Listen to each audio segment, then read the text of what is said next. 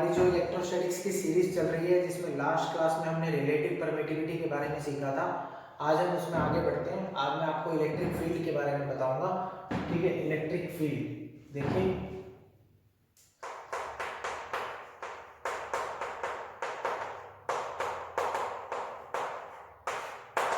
सबसे पहले तो आप ये समझिए कि इलेक्ट्रिक फील्ड होता क्या है। इलेक्ट्रिक फील्ड बच्चों एक रीजन होता है। ठीक है, क्या होता है? रीजन। कैसा region? Around a charge in which its effect can be experienced. अब देखिए, जब भी किसी चार्ज के सराउंडिंग में एक वो रीजन क्रिएट कर लेता है चार्ज, जब भी कोई दूसरा फॉरेन चार्ज या कोई दूसरा अदर चार्ज, जिसे आप टेस्ट चार्ज के नाम से भी जानते हैं, वो टेस्ट चार्ज जैसे ही इस रीजन में एंट्री करेगा तो ये सोर्स चार्ज उस पर एक फोर्स लगाएगा। वो फोर्स अट्रैक्टिव भी हो सकता है, वो फोर्स रिपल्सिव भी हो सकता है, डिपेंड करता है नेचर ऑफ द चार्जेस पर। तो बच्चों यहाँ पर मैंने दो बातें यूज की हैं।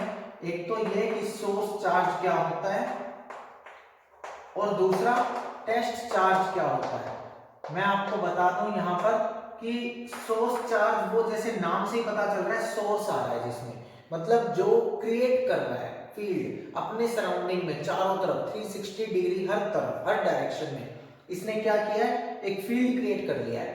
फील्ड क्या कहते हैं? जिसमें इसका इफेक्ट फील किया जा सकता है। कौन फील कर सकता है? आप और हम फील नहीं करेंगे, कोई दूसरा चार्ज पार्टिकल है ना, कोई दूसरी चार्ज बॉडी अगर इस सोर्स चार्ज के फील्ड के अंदर आएगी तो वो सोर्स चार्ज उसको अट्रैक्ट या रिपेल करेगा। ये कौन है? टेस्ट चार्ज, जिसे हम एक्सपेरिमेंटल बेसिस पर ये सोच कर लाते हैं कि ये अपना कोई फील्ड जनरेट नहीं करेगा। ठीक है ना, ये एक अजम्पशन होती है टेस्ट चार्ज के बारे में कि ये अपना कोई फील्ड जनरेट नहीं करेगा, इसकी मैग्नीट्यूड बहुत नेग्लिजिबल है और ये एक्सपेरिमेंटल बेसिस के लिए कंसीडर किया जाता है। ये सोर्स चार्ज के फील्ड में आएगा तो सोर्स चार्ज इस पर कितना कितना फोर्स लगाएगा, ये हमने देखना है।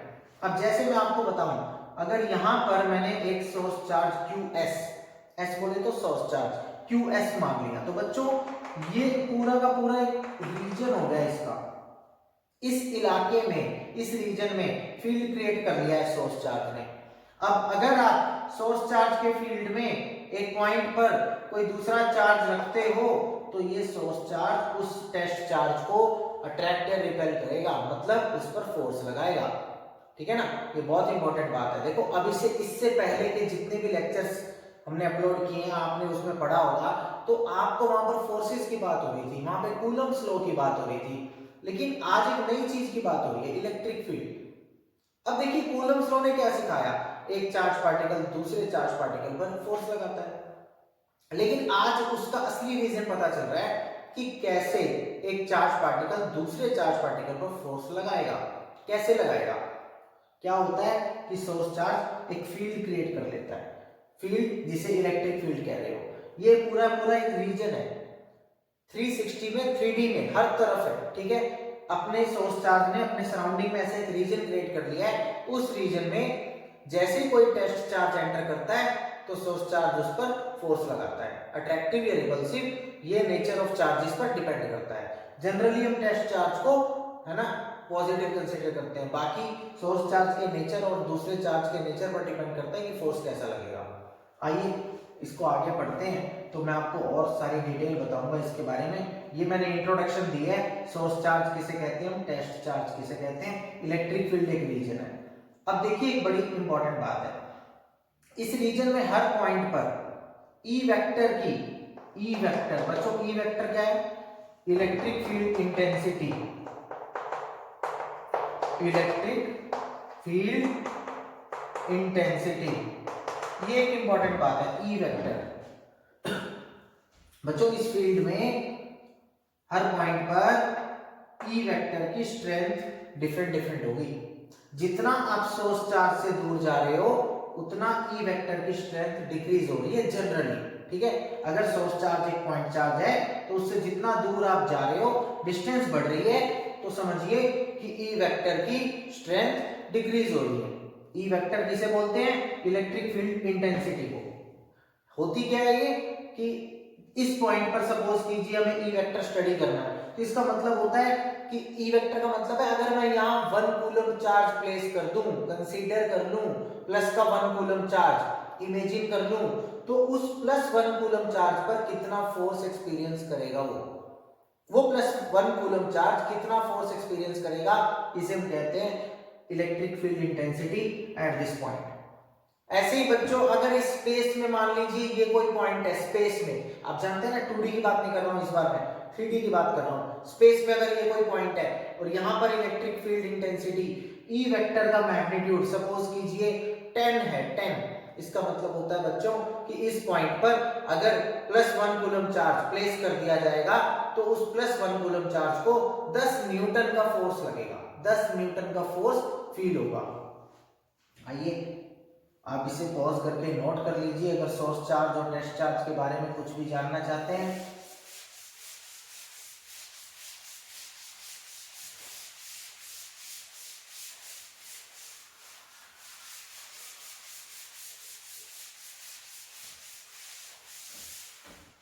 तो अब हम देखते हैं electric field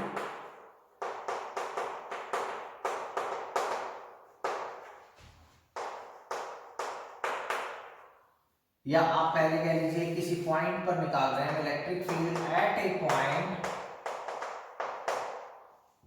due to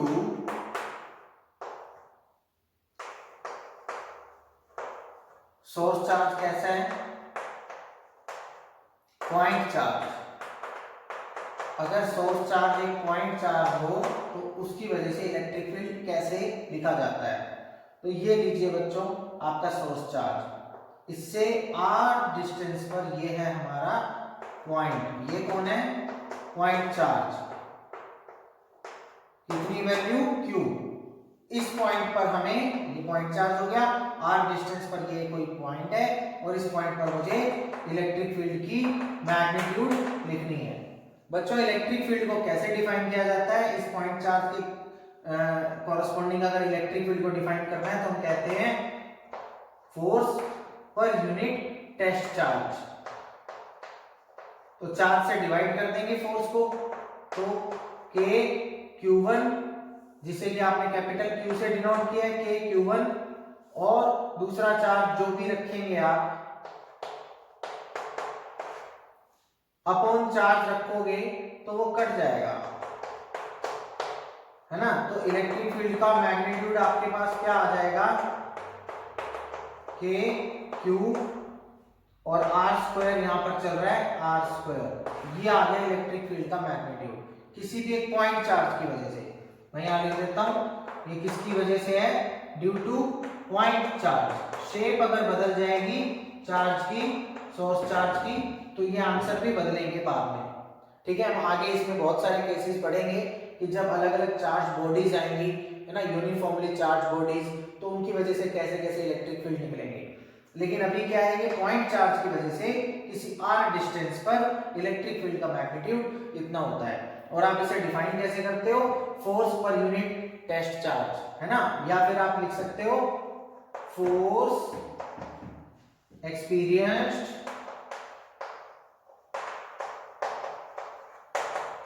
bye 1 coulomb charge. बच्चों इसकी SI यूनिट क्या बन जाएगी,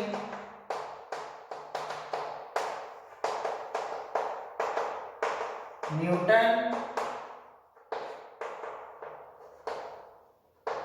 पर कूलम, है ना, फोर्स की न्यूटन और चार्ज की कूलम, तो SI यूनिट बन गई इलेक्ट्रिक फील्ड की न्यूटन पर कूलम। आप इसे ध्यान रखें कि इलेक्ट्रिक फील्ड होता क्या है, इसलिए में फोर्स है, किसके द्वारा एक्सपीरियंस किया गया, 1 कूलम चार्ज ने जो फोर्स फील किया है। आप इसे नोट कर लीजिए अच्छे से कि इलेक्ट्रिक फील्ड क्या है बच्चों, 1 कूलम चार्ज ने जो फोर्स फील किया है उसे हम कहते हैं इलेक्ट्रिक फील्ड।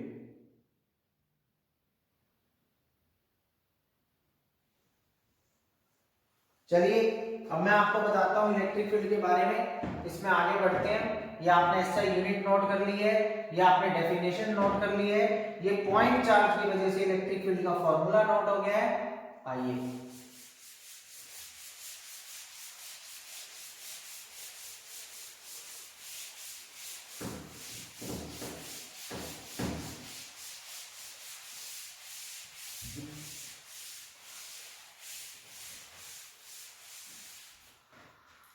बच्चों जब इलेक्ट्रिक फील्ड का वेक्टर फॉर्म अगर पढ़ना हो तो ये बिल्कुल कूलम लॉ के वेक्टर फॉर्म के जैसा होगा। इलेक्ट्रिक फील्ड इन वेक्टर फॉर्म।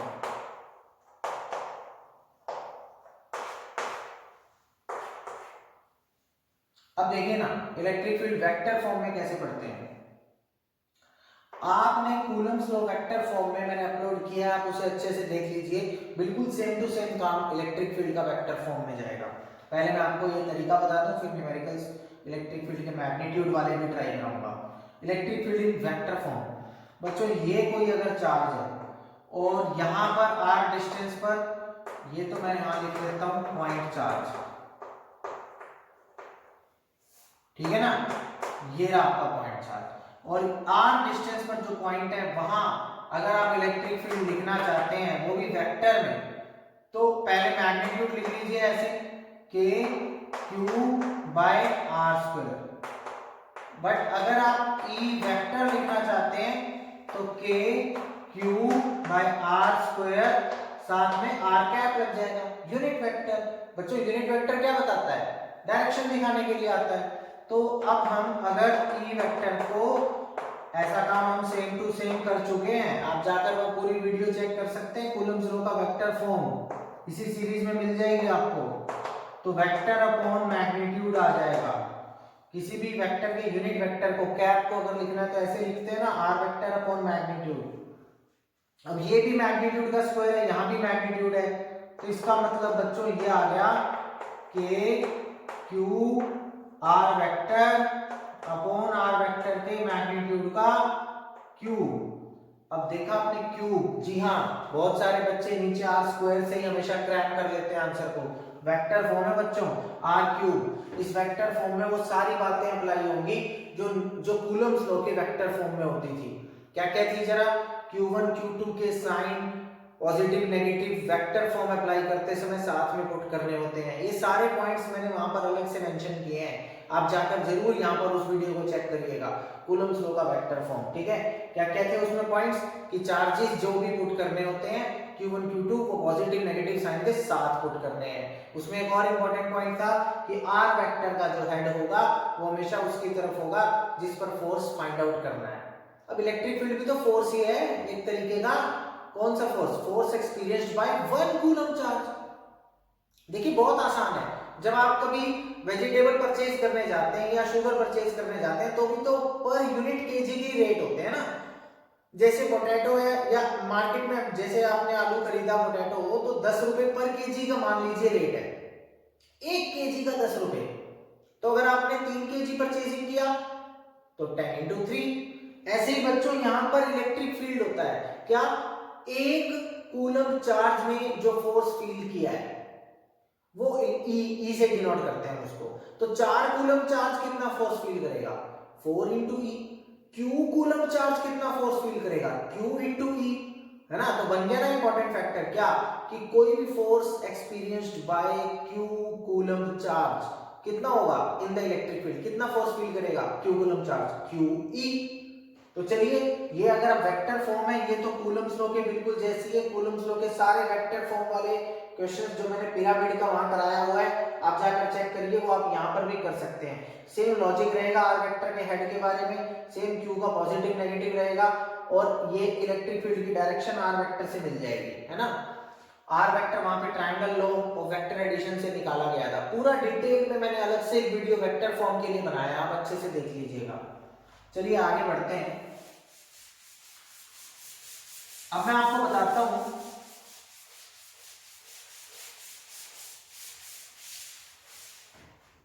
कि फोर्स एक्सपीरियंस्ड बाय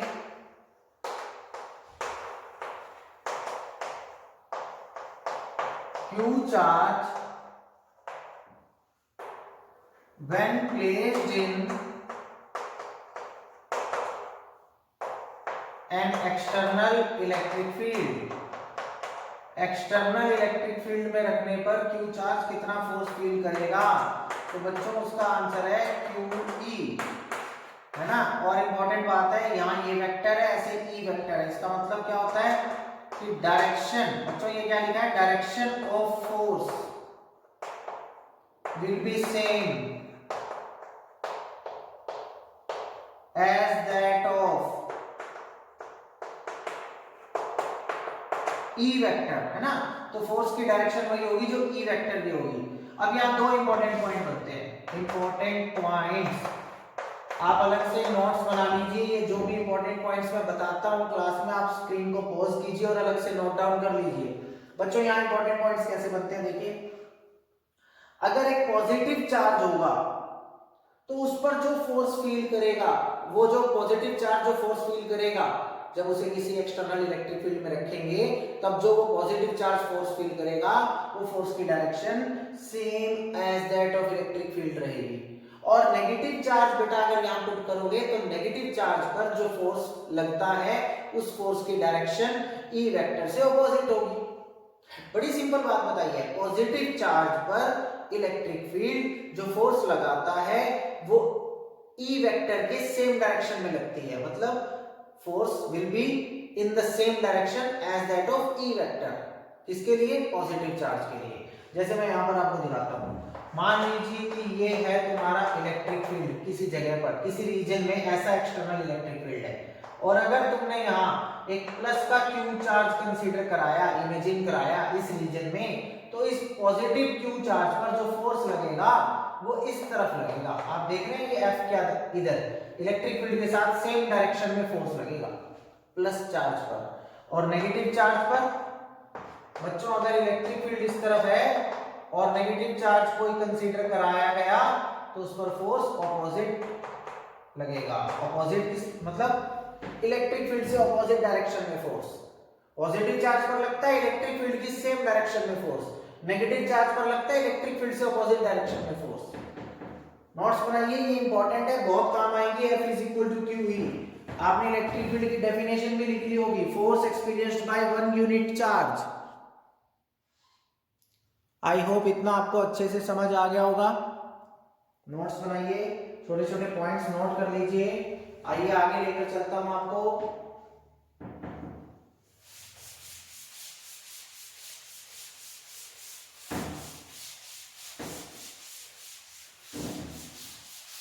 आइए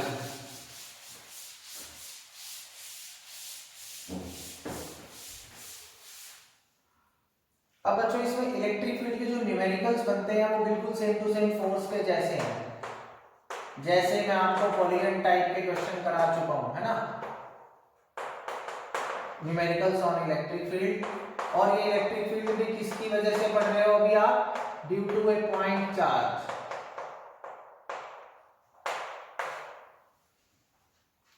अब क्या होता है, प्रिंसिपल ऑफ सुपरपोजिशन का इसमें यूज किया जाएगा। प्रिंसिपल ऑफ सुपरपोजिशन क्या बोलते हैं बेटा, प्रिंसिपल ऑफ सुपरपोजिशन ने आपको सिखाया है कि ई नेट जो होगा, नेट इलेक्ट्रिक फील्ड किसी भी पॉइंट पर, वो सभी इलेक्ट्रिक फील्ड का वेक्टर एडिशन होगा। समझ रहे हैं ना, मतलब अगर एक पॉइंट पर एक से ज्यादा इलेक्ट्रिक फील्ड अवेलेबल है, मतलब क्या, इसके पड़ोस में Q1 चार्ज होगा, उसने अपना इलेक्ट्रिक फील्ड अप्लाई किया होगा, कोई Q2 चार्ज रहा होगा, उसने भी एक इलेक्ट्रिक फील्ड अप्लाई किया होगा, कोई Q3 चार्ज रहा होगा, उसने भी कोई इलेक्ट्रिक फील्ड अप्लाई कर दिया होगा। तो सारे नेट कैसे निकालोगे आप उस पॉइंट पर, नेट इलेक्ट्रिक फील्ड, बाकी सबका वेक्टर एडिशन होगा। सुपरपोजिशन प्रिंसिपल तो यही सिंपल सी बात बताता है, क्या, कि किसी भी पॉइंट पर जो रिजल्टेंट होगा वो बाकी सब वेक्टर्स का एडिशन होगा। तो इसमें तो कोई बिग डील नहीं है ना, फोर्सेस में भी ऐसे ही सुपरपोजिशन होता है, ऐसे ही इलेक्ट्रिक फील्ड में होता है। मैं आपको यहाँ पर एक इंपॉर्टेंट बात और बता दूं, आप नोट कर लीजिए, स्क्रीन को पॉज करके वहां पर अच्छे से नोट्स बनाइए, ठीक है। अब बच्चों इसमें क्या होता है, आपको एक बात ध्यान रखनी है न्यूमेरिकल करने से पहले, क्या, कि बच्चों इलेक्ट्रिक फील्ड पॉजिटिव चार्ज से रेडियली आउटवर्ड निकलता है, पॉजिटिव चार्ज से रेडियली आउटवर्ड निकलती है इलेक्ट्रिक फील्ड की direction, radially outward positive charge से, याद रखिएगा। वैसे तो आप बिल्कुल भी चिंता ना करें, इलेक्ट्रिक फील्ड लाइंस क्या होती हैं, उनकी प्रॉपर्टीज क्या क्या हैं, ये तो अलग से मैं एक सेपरेट क्लास लेने वाला हूँ इसके ऊपर, ठीक है। और वो सारी क्लासेज आपको पूरी सीरीज इलेक्ट्रोस्टैटिक्स की यूट्यूब के ऊपर मिल जाएगी, ठीक है। ये सारे लेक्चर्स स्टेप बाय स्टेप आपके पास आ रहे होंगे।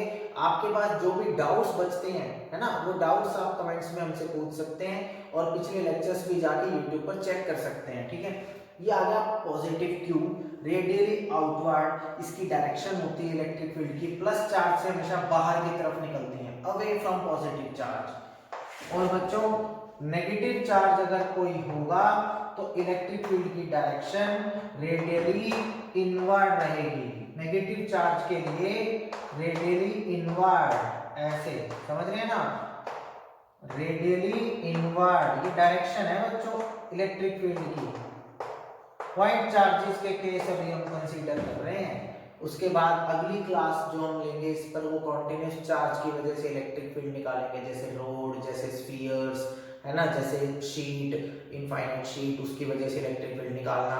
तो वो सारे क्वेश्चंस, है ना, ये क्या हो रहा है, पॉइंट चार्जेस की वजह से इलेक्ट्रिक फील्ड। अब इसमें भी काफी इंटरेस्टिंग ग्राफ है, ब्रेक वाले ग्राफ, बहुत इंपॉर्टेंट ग्राफ बनते हैं, मैं भी आपको कराऊंगा। पहले आप ये डायरेक्शन के बारे में ध्यान रखिए कि इलेक्ट्रिक फील्ड जो होता है उसकी डायरेक्शन जो होती है पॉजिटिव चार्ज से हमेशा अवे निकलती है और नेगेटिव चार्ज के लिए हमेशा टुवर्ड्स, इनवर्ड्स, नेगेटिव चार्ज के अंदर की तरफ, पॉजिटिव चार्ज से अवे, नेगेटिव चार्ज के लिए अंदर, इनवर्ड, ठीक है। पॉज करिए, नोट कर लीजिए। तो हम आगे बढ़ते हैं।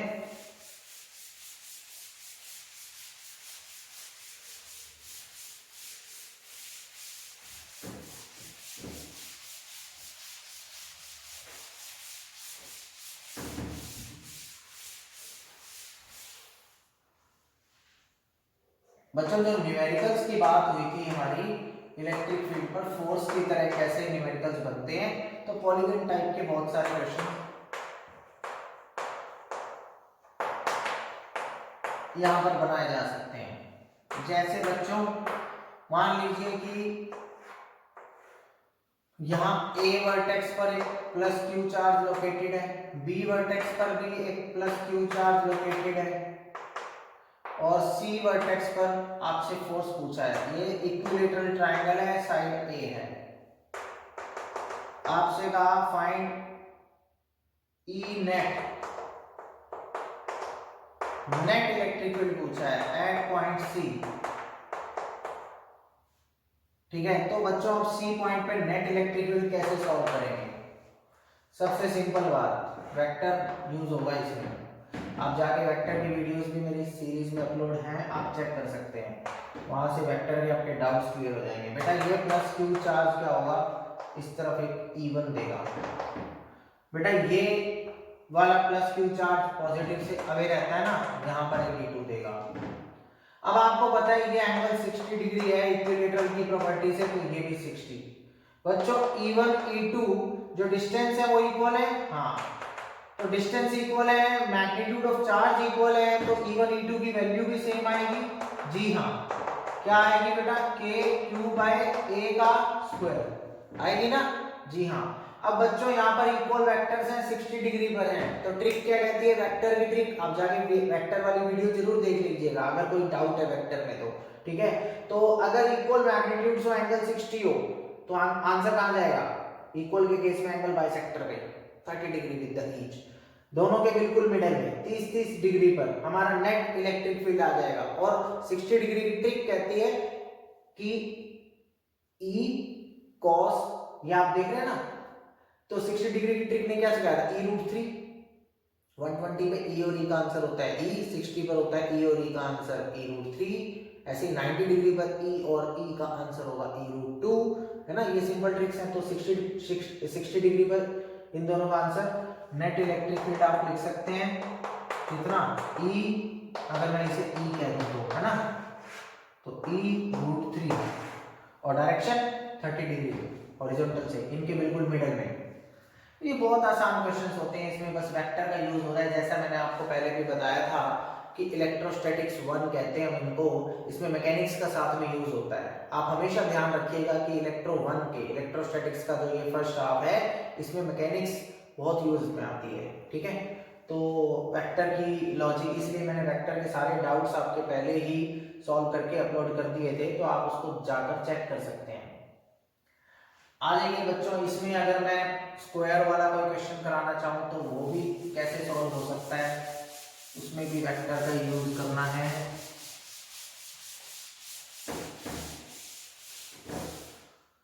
जैसे बच्चों मान लीजिए कि ये स्क्वायर, यहाँ पर प्लस क्यू चार्ज, यहाँ पर प्लस क्यू चार्ज और यहाँ पर भी प्लस क्यू, और साइड है ए, ठीक है। अब और ये कोई वर्टेक्स है जिसका नाम मान लीजिए, इसका नाम ए है, इसका नाम बी है, इसका नाम सी है, इसका नाम डी है। बच्चों आपसे कहा नेट इलेक्ट्रिक फील्ड निकालिए एट पॉइंट बी, तो बी पॉइंट पर नेट इलेक्ट्रिक फील्ड कैसे, इसकी वजह से भी आएगा, इसकी वजह से भी अवे आएगा, इस पॉजिटिव से भी अवे जाएगा। सुपरपोजिशन प्रिंसिपल ने क्या कहा था कि अगर एक पॉइंट पर एक से ज्यादा वेक्टर हो तो सबका वेक्टर एडिशन करने से नेट आ जाएगा, रिजल्टेंट आ जाएगा। तो बहुत ही सिंपल तरीके से आप इसे सॉल्व कर सकते हैं। कैसे, इस पॉइंट पर एक ऊपर वाले से अवे E1, एक इससे अवे E2, और एक बेटा डायगोनल के हिसाब से यहां पर E3। अब बच्चों यहाँ पर E1 E2 तो आपस में इक्वल रहेंगे क्योंकि ये डिस्टेंस सेम है ना।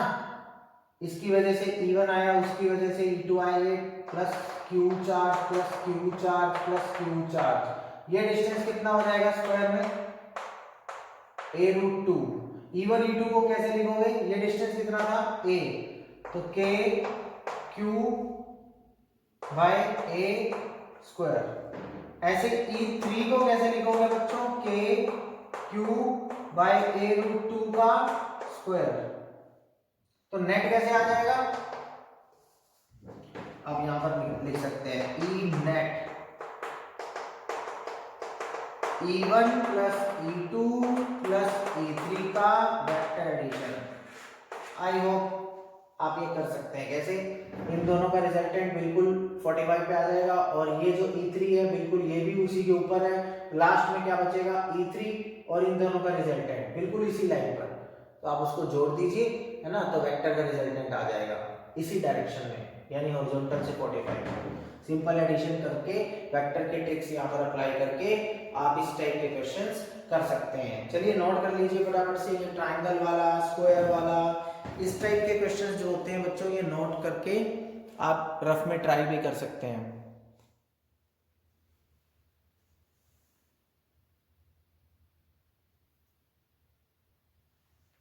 आ जाइए बच्चों, इसमें आगे आपको मैं ग्राफ पर लेकर चलता हूं कि किस टाइप के ग्राफ वाले क्वेश्चंस यहाँ पर इंपॉर्टेंट बनते हैं। टॉपिक क्या चल रहा है हमारा, electric field due two point charges. Point charges की वजह से इलेक्ट्रिक फील्ड कैसे निकालते हैं, हमने अभी तक ये सीखा है। तो आ जाइए ग्राफ्स में, इसमें किस टाइप के ग्राफ वाले क्वेश्चन बनते हैं। तो इसमें क्वेश्चन बनता है सबसे पहले प्लस क्यू और दूसरा चार्ज भी प्लस क्यू,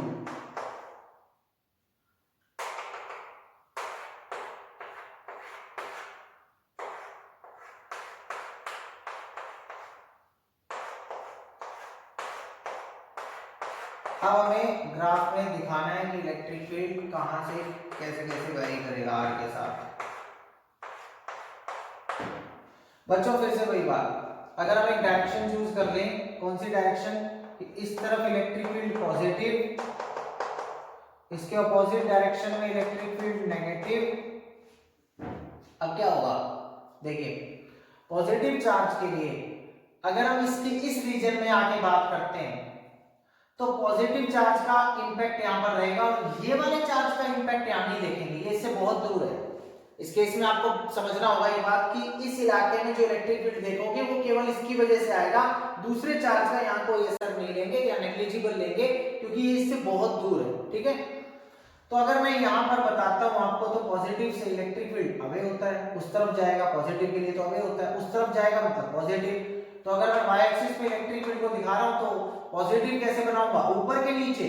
आप बताइए, अगर वाई एक्सिस पे इलेक्ट्रिक फील्ड है और मुझे पॉजिटिव दिखाना है तो ऊपर बनाना होगा, ठीक है।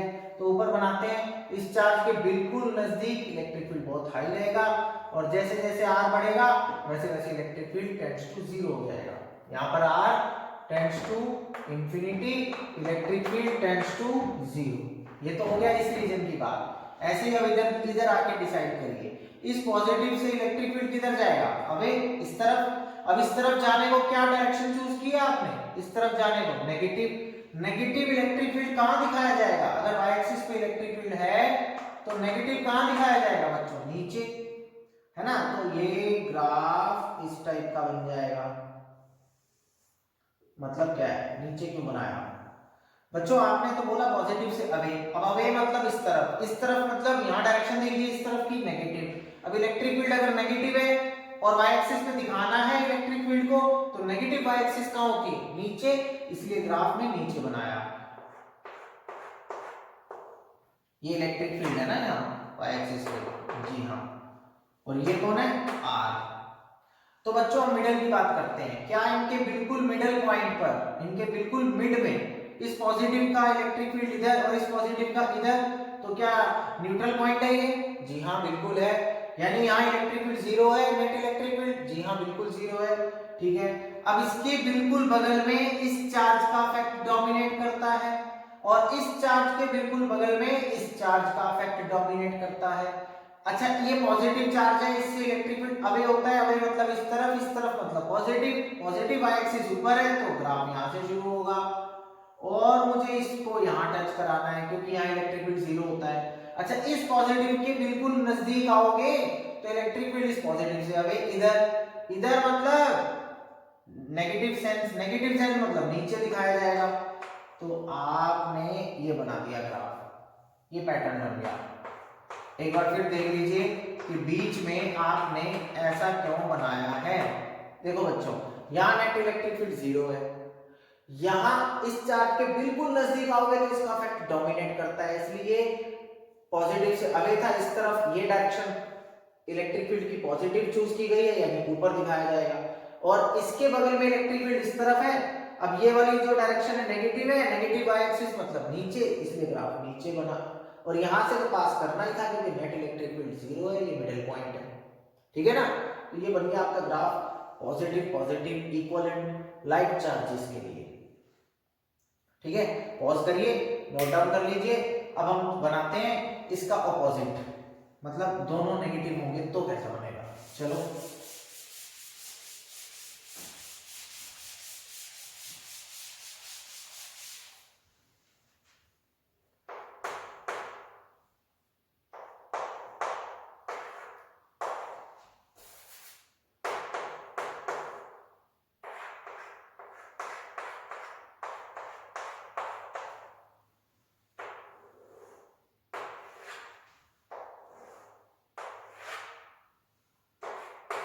चलिए बच्चों, अब आ गए हम दूसरे क्वेश्चन में जहां दोनों ही नेगेटिव चार्जेस हैं। फिर से आपने डायरेक्शन चूज की, इस तरफ इलेक्ट्रिक फील्ड पॉजिटिव दिखाया जाएगा और इस तरफ हमने चूज कर लिया नेगेटिव इलेक्ट्रिक फील्ड को। तो बच्चों सबसे पहले इस इलाके में, इस रीजन में बताइए, माइनस की वजह से इलेक्ट्रिक फील्ड माइनस के लिए तो अंदर आती है, इनवर्ड होता है, यानी कि इस तरफ का इलेक्ट्रिक फील्ड। अब ये डायरेक्शन नेगेटिव है, वाई एक्सिस पे इलेक्ट्रिक फील्ड दिखाना है, नेगेटिव मतलब नीचे की वाई एक्सिस, ठीक है ना। ओके, तो नीचे की वाई एक्सिस का मतलब हो गया ग्राफ आपका इस क्वाड्रेंट में बनेगा, बनेगा ना, जी हाँ। और ये ऐसे क्यों बनता है, ये तो पॉइंट चार्जेस में आपको पता ही है कि r टेंड्स टू इंफिनिटी तो e टेंड्स टू 0। चलिए अब इस तरफ आ जाइए, इस माइनस की वजह से इलेक्ट्रिक फील्ड किधर जाएगा, इनवर्ड, माइनस के लिए इनवर्ड। आपने यहां पे देखा था ना, माइनस के लिए अंदर था, अब अंदर ऐसे था, ऐसे था तो मतलब नेगेटिव था, नेगेटिव था तो मतलब नीचे के क्वाड्रेंट में था। अब इस माइनस के पास आते हैं तो अंदर ऐसे जाएगा, ऐसे मतलब ये डायरेक्शन बच्चों पॉजिटिव इलेक्ट्रिक फील्ड को दिखा रही है, मतलब ऊपर शो करेंगे। तो फिर लीजिए, ये बन गया बन गया ना? जी हाँ। अब रह गया बीच वाला एरिया। इस रीजन में आइए और हम सोचते हैं कि इस माइनस की वजह से इलेक्ट्रिक फील्ड कहां होगा बच्चों? इधर, और इस माइनस की वजह से इधर, यानी बीच में एक पक्का न्यूट्रल पॉइंट मिलने वाला है। न्यूट्रल पॉइंट किसको कहते हैं? नल पॉइंट भी कह सकते हो। नेट इलेक्ट्रिक फील्ड जहां पर जीरो होता है, ये तो हमें यहां मिलने वाला है। इसके बिल्कुल नजदीक इस रीजन में आओगे तो इसका इफेक्ट डोमिनेट करेगा, इसके बिल्कुल नजदीक जाओगे तो इस चार्ज का इफेक्ट डोमिनेट करेगा। बच्चों इस माइनस क्यू के पास आते ही इलेक्ट्रिक फील्ड किधर हो जाएगा? माइनस के लिए अंदर, मतलब इस तरफ। इस तरफ मतलब पॉजिटिव डायरेक्शन, देखिए ना, इस तरफ मतलब नेगेटिव को शो कर रहा है, सॉरी, है ना, ये माइनस के लिए अंदर, तो नेगेटिव, ये थंब से मेरी डायरेक्शन देखिए आप, नेगेटिव के लिए मतलब नीचे बनेगा, ठीक है। तो हम यहां से आते हुए इस पॉइंट तक आ जाते हैं। उसके बाद इसके बिल्कुल पास रहेंगे तो इनवर्ड। इनवर्ड मतलब अब फिंगर से डायरेक्शन देखिए ना, पॉजिटिव की तरफ जा रही है, उस तरफ, मतलब इलेक्ट्रिक फील्ड पॉजिटिव मतलब ऊपर। तो आप इस टाइप से ग्राफ बना देंगे, ये ई वेक्टर को शो कर रहा है। आपको समझ आया? बीच में नल पॉइंट या न्यूट्रल पॉइंट है, जी हाँ। नेट इलेक्ट्रिक फील्ड जीरो, इसके बिल्कुल नजदीक इसका इफेक्ट डोमिनेट किया, माइनस की वजह से इनवर्ड। अब ये डायरेक्शन नेगेटिव है इसलिए ई वेक्टर नीचे, इसके बिल्कुल नजदीक इसका इफेक्ट डोमिनेट किया, वो डायरेक्शन पॉजिटिव है इसलिए ऊपर। आप चेक करिए ग्राफ समझ आ गया आपको? कोई भी डाउट हो तो आप कमेंट करके पूछ सकते हैं। ये बन गया बच्चों माइनस माइनस की वजह से। याद रखिए ये न्यूट्रल पॉइंट बीच में तभी आएगा जब ये दोनों इक्वल होंगे मैग्नीट्यूड में, ठीक है। अब चलते हैं एक डायपोल की वजह से बना लेते हैं।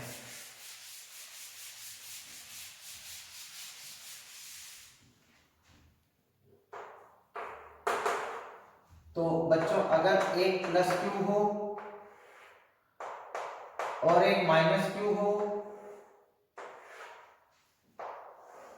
आ जाइए मिलके करते हैं फटाफट से। तो बच्चों सबसे पहले क्या करना है, इस रीजन में चेक करते हैं। चलिए वही डायरेक्शन चूज कर लीजिए, इस तरफ की इलेक्ट्रिक फील्ड पॉजिटिव और इस तरफ की नेगेटिव। पॉजिटिव वाली कहां बनाते हैं? वाई एक्सिस में ऊपर, नेगेटिव वाली होगी तो नीचे। चलिए इस रीजन में बेटा नेगेटिव है, माइनस के इनवर्ड आती है इलेक्ट्रिक फील्ड लाइंस, या इलेक्ट्रिक फील्ड नेगेटिव के लिए रेडियली इनवर्ड होता है, यानी इस तरफ मतलब नेगेटिव, नेगेटिव मतलब नीचे। तो पॉइंट चार्जेस वाले लॉजिक से हमने बना दिया। यहां कैसा था बेटा? r tends to infinity, e tends to 0। अब देखिए ना, इस तरफ आइए, पॉजिटिव के लिए अवे, अवे मतलब इस तरफ, ये सेंस नेगेटिव इलेक्ट्रिक फील्ड की है, मतलब नीचे। आप देख रहे हैं, यानी कि नीचे ये बना दिया आपने।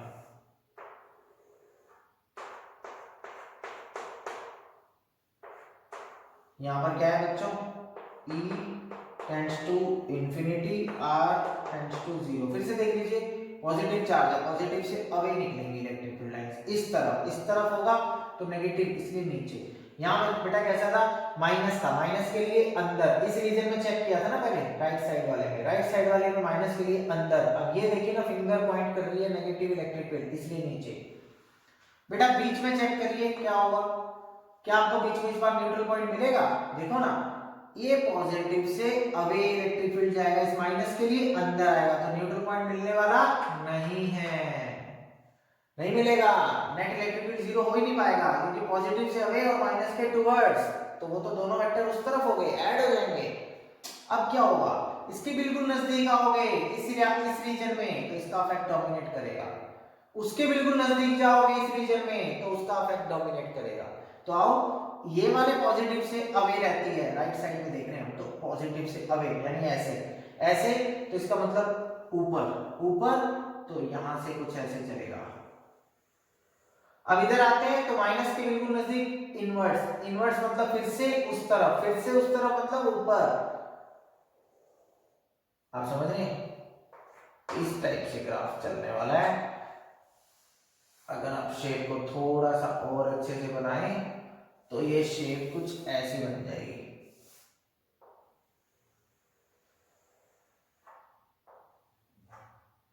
बच्चों इस बार आपने एक्सिस को टच क्यों नहीं किया है? न्यूट्रल पॉइंट नहीं मिल सकता यहाँ, ठीक है ना। तो ये आपका इलेक्ट्रिक फील्ड का सेपरेशन आर के साथ बन गया ग्राफ। ये बच्चों किसके लिए है, क्योंकि इस बार आपको कोई न्यूट्रल पॉइंट नहीं मिल सकता था, पॉजिटिव से अवे और नेगेटिव के टुवर्ड्स, इसलिए दोनों वेक्टर ऐड हो रहे थे और इसके बिल्कुल बगल इसका इफेक्ट डोमिनेट किया, इसके बिल्कुल बगल में उसका इफेक्ट डोमिनेट किया। ये ऊपर क्यों बनाया, क्योंकि माइनस के लिए भी इनवर्ड आ रही थी, वो डायरेक्शन पॉजिटिव शो कर रही है और पॉजिटिव से अवे यानी वो डायरेक्शन फिर से पॉजिटिव शो कर रही है। समझ आ गया? आई होप आपको ये समझ आ गया होगा। तो बच्चों अगर मैं आपसे कहता हूं कि एक क्वेश्चन ऐसा भी लगा लो जिसमें ये दोनों चार्जेस का मैग्नीट्यूड डिफरेंट हो, बच्चों उस केस में क्या होगा, आपको वो वीडियो जाकर देखना चाहिए मेरा जिसमें मैंने इक्विलिब्रियम प्रॉब्लम या न्यूट्रल पॉइंट वाली प्रॉब्लम्स कराई हैं। उसमें बेटा एक ट्रिक होती है कि छोटे वाले मैग्नीट्यूड के पास ही हमेशा न्यूट्रल पॉइंट मिलता है। अगर दोनों लाइक चार्जेस हैं और अलग अलग मैग्नीट्यूड के हैं तो छोटे वाला जो होता है उसके पास ही न्यूट्रल पॉइंट मिलेगा और दोनों के बीच में ही मिलेगा। बीच का मतलब एग्जैक्टली मिडिल नहीं, दोनों के बीच में लाइन ज्वाइनिंग पर, लेकिन छोटे वाले मैग्नीट्यूड के बिल्कुल पास। ठीक है, तो वहां से न्यूट्रल पॉइंट के हिसाब से हम ग्राफ ड्रॉ कर देंगे। आप चाहो तो वीडियो जाकर चेक कर सकते हो और प्रैक्टिस कर सकते हो। कोई डाउट आए तो कमेंट में पूछ सकते हो। नोट्स बना लीजिए इसके।